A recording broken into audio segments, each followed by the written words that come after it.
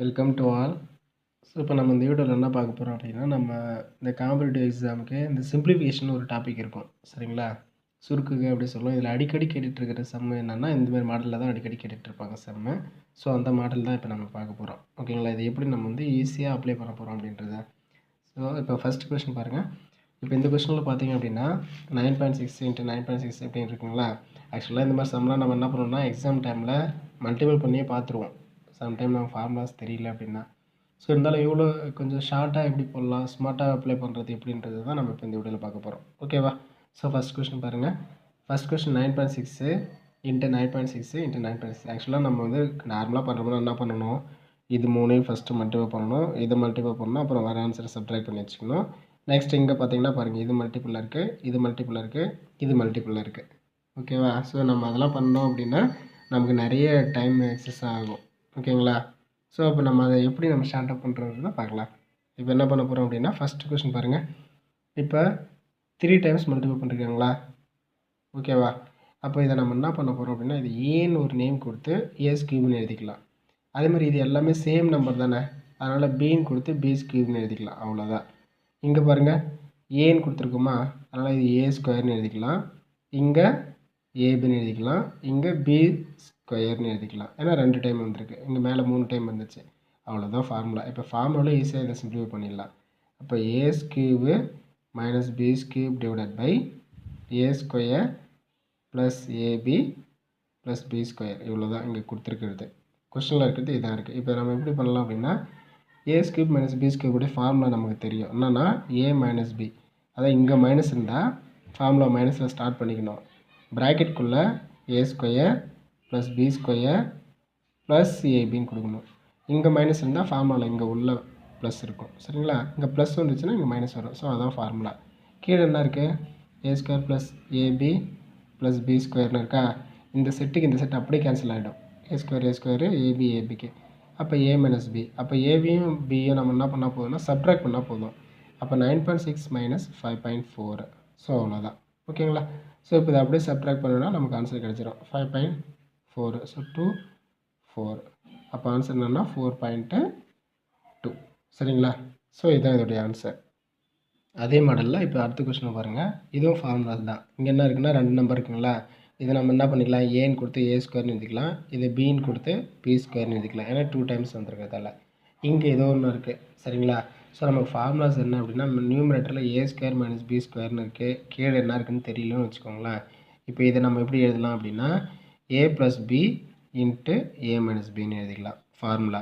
அப்போ கீழே என்ன இருக்க போதுன்னா, ஒன்று ப்ளஸ் பண்ணியிருக்கோம் இல்லை மைனஸ் பண்ணியிருக்கோம், இது ரெண்டில் இது ஒன்று தான் இருக்க மாதிரி இருக்கும். அப்போ இதை அப்படியே சப்ட்ராக்ட் பண்ணி பாருங்கள், இருக்கும் பாருங்கள். அப்போ ஏ மைனஸ் பின்னு இருக்குது கீழே. 162லேருந்து 12 சப்ட்ராக்ட் பண்ணுறோம்னா 115 கிடைக்கும். இப்போ கீழே ஏ மைனஸ் பி இருக்குங்களா, அவ்வளோதான். ஏ மைனஸ் பிக்கு ஏ மைனஸ் பி கேன்சல். அப்போ ரெண்டையும் ஆட் பண்ணால் போதும். அப்போ ஆட் பண்ணுறோம், ஒன்று 162வையும் 12ஐயும் ஆட் பண்ணுறோம், சரிங்களா? 174. ஆன்சர் 174. அவ்வளோதான் இதோடைய ஆன்சர்.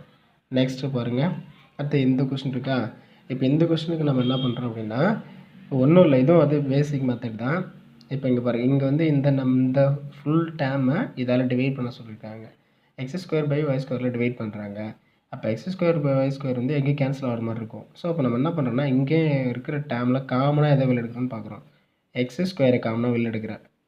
இப்போ நமக்கு இங்கே எக்ஸ் பவர் 4ன்னு இருக்கா, அப்போ இங்கே எக்ஸ் பவர் 2ன்னு கிடச்சிடும். மைனஸ் எக்ஸ் ஸ்கொயர் வெளில வந்துடுச்சு. அப்போ ரிமைனிங் என்ன மட்டும் இருக்கும், ஒய் ஸ்கொயர் மட்டும் இருக்கும், டிவைடட் பை கீழே அதே மாதிரி இங்கே பாருங்கள் காமனாக ஒய் இருக்குது. அப்போ ஒய் ஸ்கொயரை காமனாக எடுக்கிறேன். இங்கே ஒய் பவர் 2 போயிடுச்சுன்னா ஒய் பவர் 2 இருக்கும், சரிங்களா? 4ல் மைனஸ் எக்ஸ் ஸ்கொயர் அப்படி இருக்கும், ஏன்னா ஒய் ஸ்கொயர் வெளில வந்துடுச்சு. இங்கே டிவைடட் இருக்குல்ல, அது ஒன்றும் பண்ண வேணாம், அப்படியே என்ன பண்ணுங்கன்னா மல்டிப்ளாக மாற்றிக்கங்க. ஸோ மல்டிப்ளாக மாற்றிட்டு அடுத்த வர டேம் எந்த டேமோ அதை அப்படியே ரெசிப்ரோக்கல் பண்ணிவிடுங்க, அவ்வளோதான். வேறு எதுவும் பண்ண வேண்டாம், சரிங்களா? ஸோ டிவிஷன் பார்த்தீங்கன்னா நமக்கு இப்படி தான் ஈஸியாக பண்ணுற மாதிரி இருக்கும்.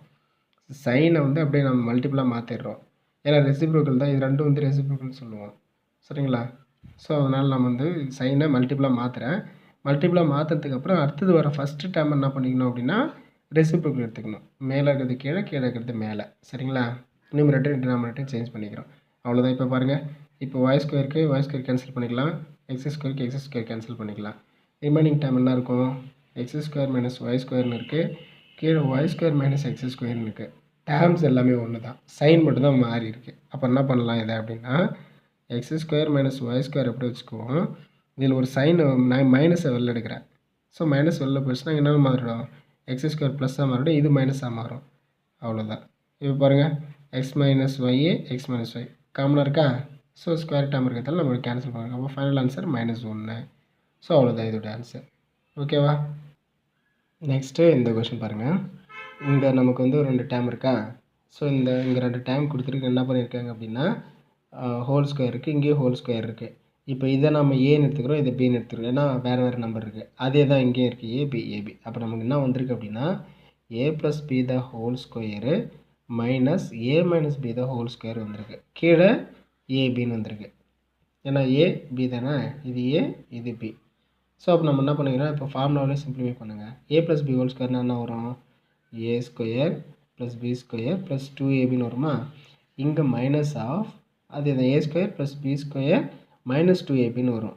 இப்போ மைனஸ் உள்ள எடுத்துகிட்டு வந்துட்டோம் அப்படின்னா இது மைனஸாக மாறும், இந்த டேர்ம் 2 டேர்ம் மைனஸாக மாறிடும். சரியா. இப்போ ஏபின்னு கீழே இருக்குது. இப்போ ஆன்சர் என்ன வரும், a square + b square + 2ab. ஓகேங்களா. ஸோ இங்கே நமக்கு இப்படி இருக்கும். இதில் என்ன இருக்குன்னா -a ஸ்கொயர் - b ஸ்கொயர் + 2abன்னு இருக்கும், டிவைடட் பை ஏபி.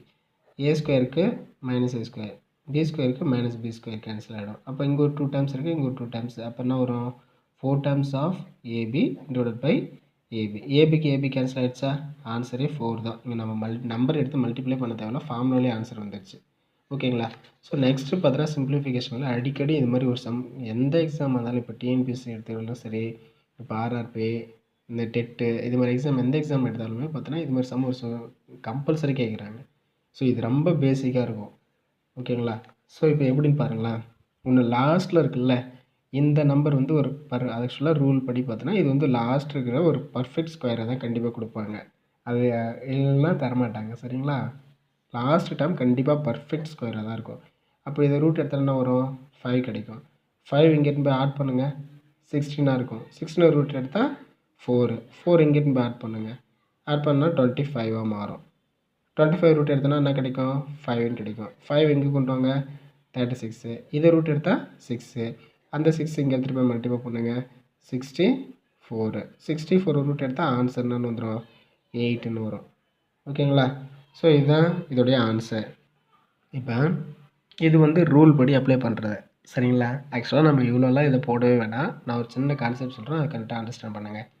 இந்த மாதிரி வர சம்மில் எல்லாத்துலேயுமே ஃபஸ்ட்டு என்ன நம்பர் இருக்குதுன்னு பாருங்கள். ஃபஸ்ட்டு என்ன இருக்குது, 58. அடுத்தது ப்ளஸ் இருக்கா இல்லை மைனஸ் இருக்கான்னு பார்த்துக்கணும். சரிங்களா. Plus or minus. ஸோ இது 2 தான். 58 ப்ளஸ்ன்னு இருந்துச்சுன்னா 58க்கு அடுத்த பர்ஃபெக்ட் ஸ்கொயர் எங்கே இருக்கும் அப்படின்னா, இப்போ 7 ஸ்கொயர்னால் 49, 8 ஸ்கொயர்னால் 64, 9 ஸ்கொயர்னால் 81. ஸோ இது மாதிரி இருக்குல்ல, இது மாதிரி. இப்போ பாருங்கள், இந்த 58 எங்கே இருக்கும் அப்படின்னா இங்கே இருக்கும். 49க்கும் 64க்கும் இன்பிட்வீனில் இருக்கும். சரிங்களா. இது 2க்கும் இடையில தானே இருக்கும். அப்போ 58 ப்ளஸ் கொடுத்தாங்கன்னா இந்த நம்பர் லார்ஜஸ்ட் நம்பர் எடுத்துக்கணும். 58 மைனஸ் கொடுத்துருந்தாங்கன்னா இந்த நம்பர் எடுக்கணும். அவ்வளோதான் ரூல். இங்கே நமக்கு என்ன இருக்குது, 58 ப்ளஸ்ஸு. அப்போ 58 இங்கே இருக்கும். ப்ளஸ்னால் அதோட பெரிய நம்பர் எங்கே வரும், 64 வரும். அப்போ அது எதோட ஆன்சர்னால் 8 ஸ்கொயரோட ஆன்சர். தேர்ஃபோர் ஆன்சர் 8 வந்துச்சா. அவ்வளோதான் ஆன்சர், வேறு ஒன்றும் இல்லை. இதுக்கான ஆன்சர் 8. இப்போ இங்கே பாருங்கள், 49 இருக்குது, 49 மைனஸ் இருக்குது. 49 மைனஸ் எங்கே இருக்கும், இப்போ 6 ஸ்கொயரோட ஆன்சர் 36ன்னு இருக்கும். 7 ஸ்கொயரோட வேல்யூ 49. இந்த இன்பிட்வீனில் தான் இந்த 41ன்றது இருக்கும். அப்போ 41 இங்கே தான் இருக்குது. மைனஸ் இருக்குது இல்லையா. அப்போ மைனஸ் இருந்தால் என்ன பண்ணிக்கணும், முன்னாடி இருக்கக்கூடிய அந்த ஸ்மாலஸ்ட் நம்பர் எடுத்துக்கணும். 36ஓட ஆன்சர் என்ன, 6. அவ்வளோதான். தேர்ஃபோர் இந்த சம்முக்கான ஆன்சர் 6. அவ்வளோதான். ஓகேங்களா. ஷார்ட்டாக முடிச்சுட்டு போயிட்டே இருக்கலாம். நீங்கள் என்ன ஒவ்வொன்றா எடுத்துகிட்டு வந்து அப்ளை பண்ணி பாருங்கள், இந்த மாதிரி தான் வரும். நம்ம இந்த கான்செப்ட் பண்ணோம் அப்படின்னா ஈஸியாக முடிச்சுக்கலாம். சரிங்களா. இப்போ ப்ளஸ் மைனஸ் பார்த்த மாதிரி மல்டிபிள் இருக்கும். 6 சேம் நம்பராக இருக்கும், மல்டிப்பிளாக இருக்கும். இது எதுவுமே கெஸ் பண்ணவே தேவையில்லை, ஆன்சரே 6 தான். ஆக்சுவலாக இது வந்து ஒரு இன்ஃபினிட்டி சீக்வன்ஸுன்னு சொல்லுவோம். சரியா. ஜாமெட்ரி ஜிபி இருக்குல்ல, ஜாமெட்ரி ப்ராக்ரஸ்ன்னு இருக்குல்ல, அதில் இருக்கும். இது நமக்கு அதெல்லாம் வேண்டாம். மல்டிப்பிளில் இருக்கா, சேம் நம்பராக இருக்கும் இருந்துச்சுன்னா ஆன்சர் அது என்ன நம்பர் வருதோ அது நம்பர் தான் ஆன்சரு. ஓகேங்களா. ஸோ அவ்வளோதான். இப்போ இந்த கொஷின் பாருங்கள். இங்கே 609 ப்ளஸ் இருக்குது. அப்போ 609 ப்ளஸ்னால் என்ன இருக்கும் அப்படின்னா, அப்போ 625 இதோட ஆன்சர் தான் நமக்கு என்ன இருக்கும், 25 ஸ்கொயர்னு இருக்குமா? அவ்வளோதான் ஆன்சர். அப்போ ப்ளஸ் இருக்கிறதால இதுவாக தான் வரும். அப்போ ஆன்சர் 25. அவ்வளோதான். சரிங்களா? இதோட ஆன்சர் 25 தான் வரும். Okay. Thank you to all.